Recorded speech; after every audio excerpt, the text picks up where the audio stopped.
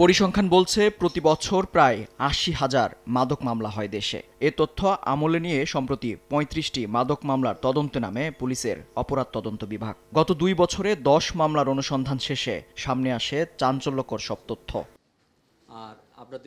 বুধবার মালিবাগে সিআইডির মিডিয়া সেন্টারে এক সংবাদ সম্মেলনে সংস্থাটির প্রধান জানান, মাদক বেচাকেনায় জড়িত ১২২ জনকে গ্রেফতারের পর আন্ডারওয়ার্ল্ড ডন হিসেবে পরিচিত ১০ জনের নাম পেয়েছেন তারা। আমরা এই যাবৎ মোট ১২২ জন আসামিকে গ্রেপ্তার করেছি।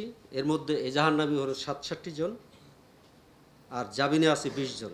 অবৈধভাবে মাদক থেকে অর্জিত যে টাকা, এই টাকা দিয়ে সাথে সাথে তারা অন্য ব্যবসায় এনগেজ করে দেয়। বিশেষ করে জায়গা জমি কেনে বা আত্মীয় স্বজনদের দেয় বা অনেকে বিদেশে পাঠায়। তো এই হিসাবে আমরা টোটাল ১৭৮ কোটি ৪৪ লক্ষ টাকার মালামাল আমরা ক্রয় এবং জব্দ এবং ফ্রিজ করেছি। বিকাশে কম খরচে ক্যাশ আউটের লিমিট বেড়ে ৫০,০০০। প্রিয় এজেন্টও ২টা।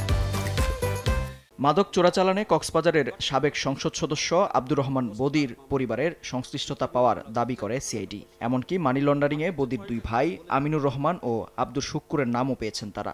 তার অনুসারীও আছে এবং তার ভাইরাও আছে, তাদের কিন্তু আমরা আইনের আওতায় নিয়ে আসছি। যদি পেয়েছি কি আব্দুর শুক্কুর, তাই না? আব্দুর শুক্কুর এবং আমিনুর রহমান, এই দুইজন সম্ভবত তার ভাই। আচ্ছা, এই নাম তাদের ইন্টারোগেশনে যদি নাম আসে আমরাও তাকে অ্যারেস্ট করব।